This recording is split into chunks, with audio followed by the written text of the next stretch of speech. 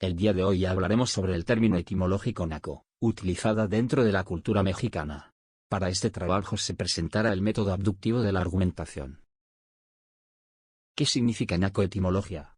La palabra naco en México es una forma despectiva de referirse a alguna persona, por su poca educación, por su mal vestido o simplemente por no estar en armonía en un grupo. La mayoría de los mexicanos utilizamos la palabra naco con el fin de insultar o discriminar a una persona. La palabra cortometraje procede del francés court-métrage, la cual significa película breve. No existe una duración determinada para un cortometraje, pero se estima que un filme que dure 30 minutos o menos es un cortometraje. ¿Por qué camina así? ¿Qué son esos lentes? Esa gorra es feísima, es todo un naco. Quienes usan la palabra naco para ofender consideran que por definición, la cultura del pueblo es vil y rústica y, por el contrario, la cultura de los poderosos, particularmente de los europeos y estadounidenses es, también por definición, elevada y refinada. Uno de tantos ejemplos dentro de México es actor de telenovelas y presentador de televisión Alfredo Adame. Fue criticado por lanzar insultos contra automovilistas en plena entrevista durante su campaña política. Las personas que no simpatizaban con él, recibían insultos como, fracasado, naco y mediocre. Este tipo de celebridades que tan solo por el hecho de serlo, creen que de alguna manera son superiores a las demás personas. También hay que saber la diferencia entre este tipo de casos y la comedia. Dentro de la televisión mexicana, el comediante Luis de Alba, que aunque no fue el creador de esta palabra, podría decirse que fue el precursor de la misma, gracias a su personaje el Pierrurris. El Pierrurris es una parodia a los jóvenes ricos y el estilo presumido que los caracteriza, allá por los años 70. Palabra naco viene de chinaco, que significa desnudo o harapiento. Chinaco, a su vez, viene de chinacate, del náhuatl sinacatl, nombre que se da al pollo sin plumas en la rabadilla.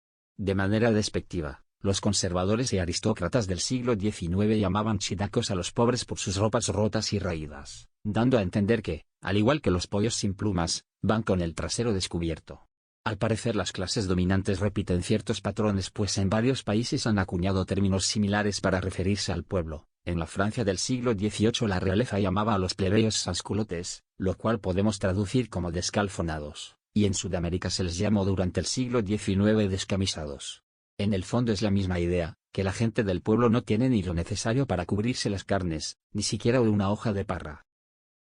Aunque el término naco no es políticamente correcto, y sí muy clasista, el DRAE, en una de sus acepciones, lo define como sinónimo de indio o indígena. El DEM, Diccionario del Español de México, lo registra como que es ignorante, torpe o carece de educación, que es de mal gusto sin clase y, por su parte, el Diccionario de Mexicanismos de la Academia Mexicana de la Lengua, agrega, persona de bajos recursos, despreciada por su estrato sociocultural bajo. Para los mexicanos, naco tiene connotaciones despectivas, y se emplea para referirse a personas consideradas vulgares y burdas, de poco cuidado en las formas y en el hablar, y, por lo general, de orígenes humildes. Asimismo, naco, en México, también significa indio, en referencia a una persona de origen indígena. También hay que recordar que de esto trata la multiculturalidad. En general, la perspectiva multicultural propone que los habitantes de un país convivan pacíficamente en la diferencia, sin que sea necesario sacrificar su identidad cultural a favor de una dominante. Esto nos obliga a aceptar y respetar las diferencias culturales dentro y fuera del país, nunca excluyendo ni discriminando a ninguna persona por ningún motivo. Este trabajo fue elaborado el 1 de diciembre del 2021. Instituto Progreso y Esperanza, Identidad Cultural y el Racismo. Muchas gracias por su atención.